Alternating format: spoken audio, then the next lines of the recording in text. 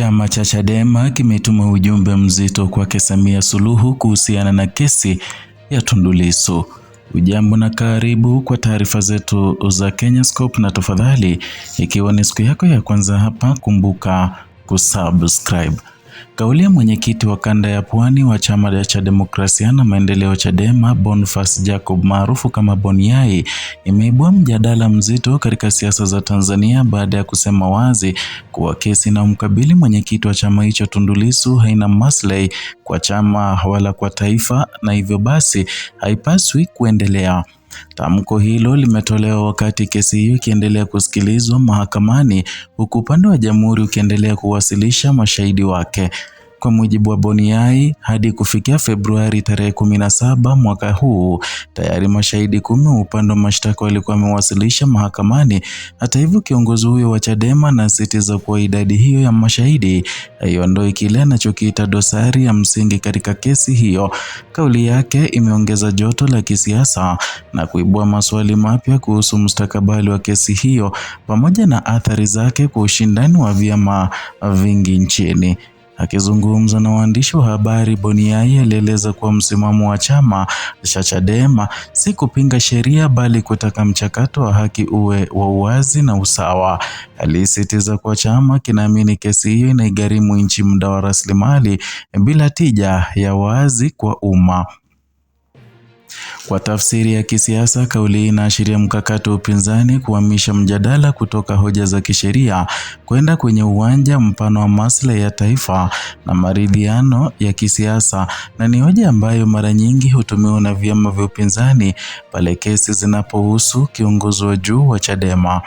Boniai aliongeza kuwa badala ya kuendelea na mchakato wa mahakamani ama mchakato wa mahakama kwa muda mrefu, mamlaka husika zinapaswa kuangalia uwezekano wa mazungumzo ya kisiasa yatakayobadili mshikamano wa kitaifa na kuimarisha demokrasia ya vyama vingi. Kesi na mkabili Tundu Lissu imekuwa miongoni mwa masuala yanayofuatiliwa kwa karibu zaidi katika siasa za Tanzania kwa miezi hivi karibuni. Na Lissu, ambaye ni mmoja wa viongozi wenye ushawishi mkubwa ndani ya Chadema, kwa muda mrefu amekuwa sauti kali ya ukosoaji dhidi ya serikali.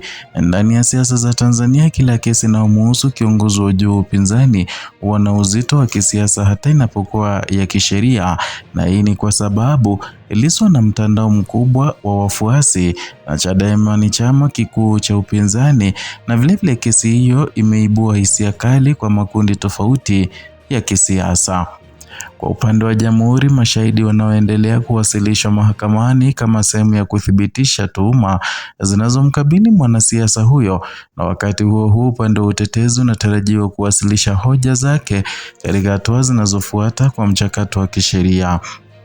Kauli ya Boniai pia inatoa mwanga kuhusu mienendo ya ndani ya Chadema kwa kuibuka hadharani na kutetea mwenyekiti wa chama. Uongozi wa kanda unaonekana kujaribu kuonyesha umoja wa kisiasa wakati ambapo chama kiko chini ya presha kubwa ya kisheria na kisiasa.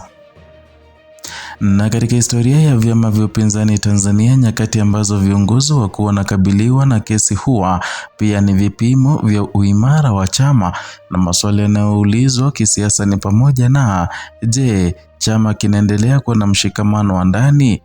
Je, kuna sauti tofauti ndani ya chama? Na je, kuna uongozi wa chini na wa juu unaenda sambamba? Kwa sasa matamshi ya viongozi wa Chadema yanaonyesha msimamo wa pamoja wa kukosoa mwenendo wa kesi, ingawa wachambuzi wanaonya kuwa shinikizo la muda mrefu la kisiasa linaweza kujaribu uthabiti huo. Hoja ya kusitishwa kwa kesi imefungua mjadala mpana zaidi kuhusu uwiano kati ya utawala wa sheria na ushindani wa kisiasa. Tanzania kama demokrasia ya vyama vingi inategemea sana imani ya wananchi katika mifumo ya haki na uchaguzi. Kisiasa, kuna matokeo kadhaa yanayoweza kujitokeza. Kwanza, iwapo kesi itaendelea kwa muda mrefu, basi inaweza kuendelea kuwa na ajenda kuu ya kisiasa na kuimarisha uhamasishaji wa wafuasi wa upinzani. Pili, iwapo wito wa maridhiano utazingatiwa, inaweza kupunguza joto la kisiasa, lakini pia kuzuia mjadala kuhusu uwajibikaji wa kisheria. Tatu, mwenendo wa kesi unaweza kuathiri taswira ya Tanzania kimataifa, hasa katika masuala ya haki za kisiasa na uhuru wa vyama. Boni Yai aligusia wazi kipengele hiki alipoona kuwa kesi zinazohusisha viongozi wakuu wa kisiasa huvuta macho ya jumuiya ya kimataifa. Na katika mjadala wa sasa kuna simulizi mbili kuu zinazojitokeza katika uwanja wa kisiasa. Kwanza ni simulizi inayotolewa na Chadema ambayo inaeleza kuwa kesi hiyo ina dalili za shinikizo la kisiasa na zinaweza kudhoofisha demokrasia nchini. Pili, inayosisitiza mara nyingi na upande wa serikali kuwa hujikita katika hoja kwamba sheria lazima ichukue mkondo wake bila kuingiliwa. Na mvutano wa simulizi ni jambo la kawaida ni jambo la kawaida kisiasa katika siasa za ushindani barani Afrika, ambapo kesi za kisiasa mara nyingi hutafsiriwa tofauti kulingana na mrengo wa vyama mrengo wa kisiasa. Tanzania imewahi kushuhudia matukio kadhaa ambapo viongozi wa upinzani walikumbwa na kesi nzito zilizozua mjadala wa kitaifa. Mfano unaotajwa mara kwa mara ni kesi iliyomkumba Freeman Mbowe na wenzake ambayo baadaye ilimalizika kwa maridhiano. Tukio hilo lilikuwa na athari kadhaa. Kwanza, liliibua mjadala kuhusu matumizi ya sheria za usalama, likafungua ukurasa wa mazungumzo ya kisiasa na pia likajaribu kupunguza mvutano wa kisiasa kwa muda. Ndiyo maana baadhi ya wachambuzi wanaona wito wa Boni wa mazungumzo unafuata mkondo wa historia ya siasa za Tanzania, ambapo suluhu za kisiasa zimewahi kutumika kupunguza mivutano mikubwa. Sehemu muhimu ya mjadala huu ni jinsi wananchi wanavyotazama, na katika siasa za kisasa perception ya umma mara nyingi huwa na uzito sawa na ukweli wa kisheria. Iwapo sehemu ya wananchi itaamini kuwa kesi ni ya kisiasa, inaweza kuongeza mgawanyiko wa kisiasa, kupunguza imani kwa taasisi au kuimarisha uungwaji mkono wa upinzani. Kwa upande mwingine, iwapo mchakato utaonekana kuwa na haki na wazi, unaweza kuimarisha hoja ya utawala wa sheria. Kwa sasa macho yote yako mahakamani ambako upande wa jamhuri unaendelea kuwasilisha ushahidi wake. Hatua zinazofuata zitategemea kukamilika kwa ushahidi wa mashtaka, mkakati wa upande wa utetezi na maamuzi ya mahakama. Kisiasa, Chadema inaonekana kuendelea kujipanga kimkakati, ikisisitiza utulivu kwa wanachama huku ikiendeleza shinikizo la kisiasa kupitia majukwaa ya umma. Kwa sasa kauli ya Boni Yai imeongeza sura mpya katika mjadala wa kesi ya Tundu Lissu, lakini pia imefungua maswali mapana kuhusu mustakabali wa ushindani wa kisiasa nchini Tanzania.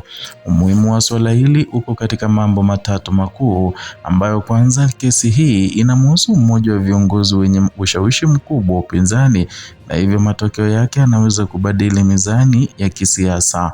Vilevile, namna mchakato unavyoendeshwa itaathiri imani ya wananchi katika mifumo ya haki na demokrasia. Na mwisho, mwenendo wa Chadema katika kipindi hiki ni kipimo cha uimara wa upinzani kuelekea uchaguzi ujao. Kisiasa, wanaoweza kunufaika na au kupoteza bado wanategemea mwelekeo wa matukio yajayo. Iwapo kesi itaendelea kwa muda mrefu, inaweza kuipa Chadema mtaji wa kisiasa wa uhamasishaji, lakini iwapo itamalizika haraka kwa njia isiyozua utata, chama tawala kinaweza kuimarisha hoja ya utawala wa sheria. Kinachosubiriwa sasa ni hatua za mahakama, na zaidi ya yote jinsi wadau wa kisiasa watakavyoitafsiri na kuitumia kisiasa katika miezi ijayo. Ni hayo tuliokuandalia kutoka hapa Kenyascope, channel yako pendwa inayokuletea taarifa hizi pamoja na zingine kwa kina bila kupindisha. Zidi kuwa nasi na zidi kutusupport kwa kusubscribe, kulike na kushare video zetu.